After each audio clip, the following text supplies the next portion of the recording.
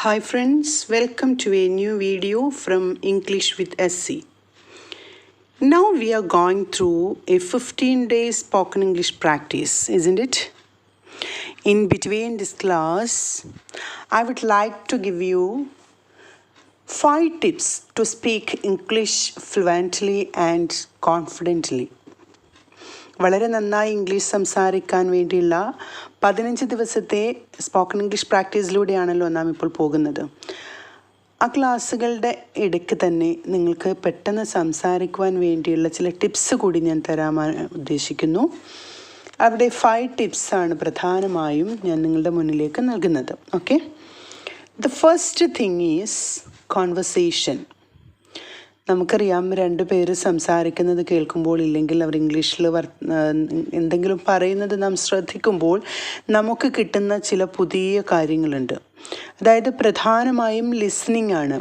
അവിടെ കോൺവെർസേഷൻ നടക്കുമ്പോൾ ആ കോൺവെർസേഷൻ നാം ലിസൺ ചെയ്യുന്നതിലൂടെ, ശ്രദ്ധിക്കുന്നതിലൂടെ, അതൊരു സിനിമയാകാം, ഇല്ലെങ്കിൽ ഏതെങ്കിലും ഒരു സീരിയലായിട്ടുള്ള ഏതെങ്കിലും TV ഷോസ് ആവാം, അല്ലെങ്കിൽ യൂട്യൂബ് കോൺവെർസേഷൻസ് ആവാം, അല്ലെങ്കിൽ ഏതെങ്കിലും കാർട്ടൂൺസ് ആവാം, ആനിമേഷൻസ് ആവാം. ഇങ്ങനെയുള്ളതിൽ നിന്നും നമുക്ക് കോൺവെർസേഷൻ കപ്പാസിറ്റി അല്ലെങ്കിൽ കോൺവെർസേഷൻ കേട്ടുകൊണ്ട് ലിസണിങ് കപ്പാസിറ്റി ഇമ്പ്രൂവ് ചെയ്യുക. അങ്ങനെ നമുക്ക് പെട്ടെന്ന് ഇംഗ്ലീഷ് സംസാരിക്കാൻ കഴിയും. അതായത് നമുക്കറിയാവുന്ന ഏറ്റവും പ്രധാനപ്പെട്ട ഒരു കാര്യം എന്ന് പറയുന്നത്, കുഞ്ഞുങ്ങൾ, ന്യൂബോൺ ബേബീസ്, അവർക്ക് ഭാഷ പഠിച്ചിട്ടല്ല അവർ വരുന്നത്. അവരാദ്യം എന്താ ചെയ്യുന്നത്, എന്താണ് തനിക്ക് ചുറ്റുമുള്ളവർ സംസാരിക്കുന്നതെന്ന് ശ്രദ്ധിച്ചിട്ട് അതുപോലെയാണ് അവർ സംസാരിച്ച് തുടങ്ങുന്നത്, അല്ലേ? അപ്പോൾ നമുക്കിപ്പോൾ ഇംഗ്ലീഷ് മൂവീസ് കാണുമ്പോൾ ആദ്യം നമുക്ക് സബ് ടൈറ്റിൽസ് ഉള്ള സിനിമകൾ കണ്ടുകൊണ്ട്, മൂവീസ് കണ്ടുകൊണ്ട് നമുക്കത് മനസ്സിലാക്കി പുതിയ പുതിയ വേർഡ്സ്, അതുപോലെ ആ കോൺവെർസേഷൻ സംസാരിക്കുന്ന രീതികൾ മനസ്സിലാക്കിക്കൊണ്ട് മുന്നോട്ട് പോയിട്ട്, പിന്നെ ആ സബ് ടൈറ്റിൽസ് ഇല്ലാതെ ആ മൂവീസ് ശ്രദ്ധിച്ചുകൊണ്ട് നമുക്ക് ആ കോൺവെർസേഷൻ സ്കിൽസിലൂടെ തന്നെ നമുക്ക് പറഞ്ഞു നോക്കാം. അതെങ്ങനെ ആ സബ് ടൈറ്റിൽസ് നമുക്ക് ഇമിറ്റേറ്റ് ചെയ്ത് നോക്കാം. നമുക്ക് നമ്മുടെ സെൽഫിനോട് സംസാരിച്ചുകൊണ്ട്, സ്വയം സംസാരിച്ചുകൊണ്ട് നമുക്കതിനെ വളർത്തിയെടുക്കാം. ഓക്കെ, അപ്പോൾ ആ സബ് ടൈറ്റിൽസ് ഉള്ള മൂവീസും ഒപ്പം തന്നെ ആ സബ് ടൈറ്റിൽസ് ഇല്ലാതെ 2 രീതിയിലും അത് കണ്ടുകൊണ്ട് ആ കോൺവെർസേഷനുകൾ ശ്രദ്ധിച്ചുകൊണ്ട് നമുക്ക് വളരെ പെട്ടെന്ന് ഇംഗ്ലീഷ് മനസ്സിലാക്കാൻ കഴിയും. അതുപോലെ രണ്ടാമതായിട്ടുള്ള ടിപ്പ് എന്ന് പറയുന്നത്, ഫ്രേസസ്, സെൻറ്റൻസസ്, വൊക്കാബുലറി ഇതെല്ലാം ഗ്യാദർ ചെയ്യുക. അതിന് നാം നല്ലൊരു റീഡിങ് ഹാബിറ്റ് ഉണ്ടാക്കിയെടുക്കണം. കാരണം ഒരു ലാംഗ്വേജ് അക്വിസിഷൻ അല്ലെങ്കിൽ ഒരു പുതിയ ഭാഷ പഠിക്കുമ്പോൾ അതിന് നമുക്ക് ആവശ്യമുള്ളതാണ് ആ സംസാരത്തിൽ ഉപയോഗിക്കേണ്ട ഫ്രേസുകൾ, അതുപോലെ സെൻറ്റൻസുകൾ, ഏറ്റവും പ്രധാനമായ വൊക്കാബുലറി, പദസമ്പത്ത്. അത് നമുക്ക് ഡെയിലി വായനയിലൂടെയാണ് കിട്ടുന്നത്. അതായത് പല രീതിയിലുള്ള കോണ്ടെക്സ്ച്വൽ റീഡിങ്, അതുപോലെ ഏതെങ്കിലുമൊക്കെ നോവൽസ്, അല്ലെങ്കിൽ ന്യൂസ് പേപ്പേഴ്സ്, അതുമല്ലെങ്കിൽ ഗൂഗിളിലൂടെ നമുക്ക് പുതിയ പുതിയ കാര്യങ്ങൾ സെർച്ച് ചെയ്തിട്ട് ഇംഗ്ലീഷിൽ തന്നെ വായിക്കാൻ ശ്രമിക്കാം. അങ്ങനെയൊക്കെയുള്ള കാര്യങ്ങൾ നാം കൂടുതലായി മനസ്സിലാക്കി വരുമ്പോൾ നമ്മളിലേക്ക് കൂടുതൽ ഭാഷ ഉൾക്കൊള്ളാനുള്ളൊരു കഴിവുണ്ടാകുന്നു. അപ്പോൾ അങ്ങനെ നമുക്ക് നമ്മുടെ സ്പീക്കിംഗ് സ്കിൽസിനെ വർദ്ധിപ്പിക്കാം. ഓക്കെ, മൂന്നാമതായുള്ളത്, ഏറ്റവും വളരെ ഇമ്പോർട്ടൻ്റ് ആയിട്ട് ഞാൻ Day 1 പ്രാക്ടീസിൽ പറഞ്ഞിട്ടുള്ളതാണ് daily life activities. Daily life activities നമുക്ക് സ്വയം പറഞ്ഞു നോക്കാം. I wake up at 6 o'clock. I'm getting ready to go to school. I finished my breakfast. Okay, അപ്പോൾ നാം ഓരോ കാര്യങ്ങളും, ബ്രേക്ക്ഫാസ്റ്റ്, ലഞ്ച്, ഡിന്നർ, ഇങ്ങനെ ഓരോ കാര്യങ്ങളും കഴിയുമ്പോൾ നമുക്ക് സ്വയം സംസാരിക്കുക, അല്ലെങ്കിൽ നാം എഴുതി വെക്കുക, ഇല്ലെങ്കിൽ അത് പറയുക. ഇപ്പം I wake up at 6 o'clock. I'm getting ready to school or college or office. Okay, then now I wash my face. I brush my teeth. I finish my lunch. ഇങ്ങനെയൊക്കെ പറഞ്ഞുകൊണ്ട് നമുക്ക് ഡെയിലി ലൈഫ് ആക്ടിവിറ്റീസ്, ഓരോ കാര്യങ്ങൾ ചെയ്യുമ്പോഴും ആ കാര്യങ്ങളോടൊപ്പം നാം ഈ simple sentences പറഞ്ഞുകൊണ്ട് നമുക്ക് ഇംഗ്ലീഷ് സംസാരിക്കാം.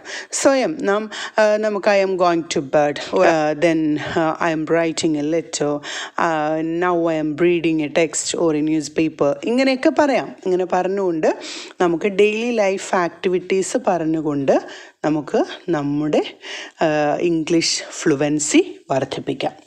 മൂന്നാമത്തത് ഇത് തന്നെയാണ്, പക്ഷെ അത് വേറൊരു രീതിയിലാണ്. അതായത് സ്പീക്ക് മോർ, കൂടുതൽ ഇംഗ്ലീഷ് നമ്മുടെ സംസാരത്തിലേക്ക് കൊണ്ടുവരിക.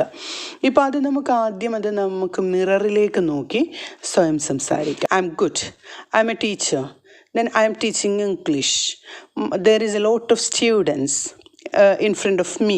ഇങ്ങനെയൊക്കെ പറഞ്ഞിട്ട് നമ്മുടെ മനസ്സിൽ എന്താണോ തോന്നുന്നത് അത് നമുക്ക് മിററിലേക്ക് നോക്കിക്കൊണ്ട്, ഇപ്പോൾ അത് നമ്മൾ ട്രാവൽ ചെയ്യാണ്, ബസ്സിലാണ് അല്ലെങ്കിൽ ട്രെയിനിലാണ്, നമുക്ക് എന്തൊക്കെയാണോ കാണുന്നത് നമുക്ക് നമ്മളോട് സ്വയം സംസാരിക്കാം.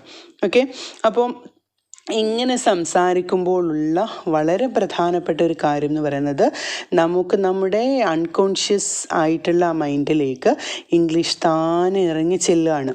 അപ്പോൾ നമുക്കറിയാതെ നാം ഇംഗ്ലീഷിലായി മാറ്റപ്പെടുന്നു. ഓരോ മൊമെൻറ്റിലും ഇത് സ്പോണ്ടേനിയസ് ആയിട്ടുള്ള ടോപ്പിക്സ് കണ്ടുപിടിച്ചിട്ട്, ഇപ്പോൾ നമുക്ക് ഇഷ്ടപ്പെട്ട ഒരു ഫുഡിനെ പറ്റി സംസാരിക്കുകയാണ്.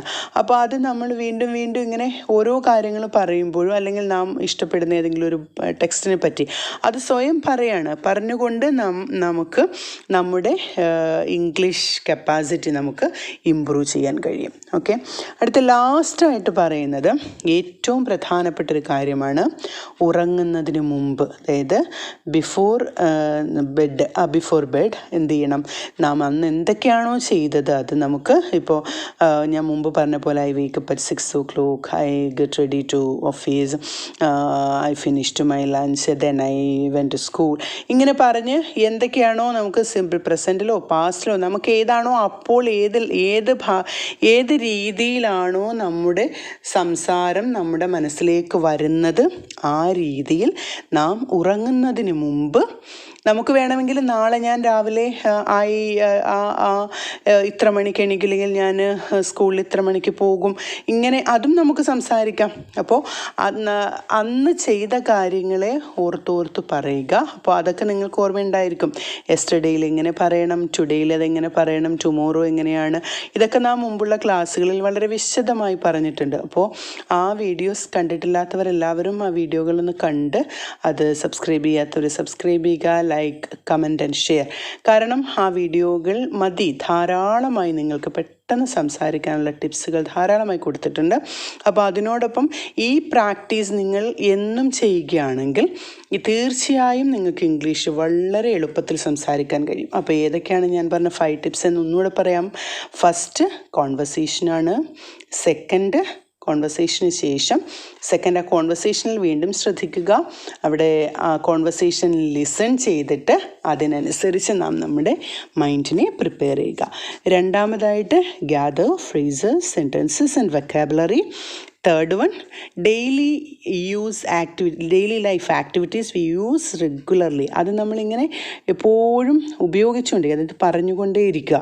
പിന്നെയോ speak more in English. Okay, അതുപോലെ ബിഫോർ ബെഡ് എന്ത് ചെയ്യണം, we have to think ourselves what happened there or what happens now or what will happen tomorrow. അത് 3 കാര്യങ്ങളെയും നമുക്ക് ഇഷ്ടമുള്ള രീതിയിൽ ഇംഗ്ലീഷിൽ തന്നെ വീണ്ടും പറയാൻ ശ്രമിക്കുക.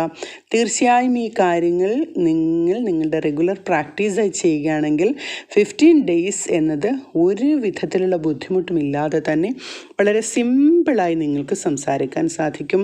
തീർച്ചയായും നിങ്ങളുടെ എല്ലാവരുടെയും ആ ഒരു കഠിനമായ പരിശ്രമത്തിലായിരിക്കും നമ്മുടെ ഈ ഒരു കോഴ്സിൻ്റെ വിജയം. അപ്പോൾ എല്ലാവർക്കും ഈ 5 ടിപ്സ് പ്രാക്ടീസ് ചെയ്യാനുള്ള കഴിവുണ്ടാകട്ടെ. ഒപ്പം തന്നെ നമ്മുടെ ഈ പ്രാക്ടീസുകൾ 12 days-ഓളമായിട്ടുണ്ട്.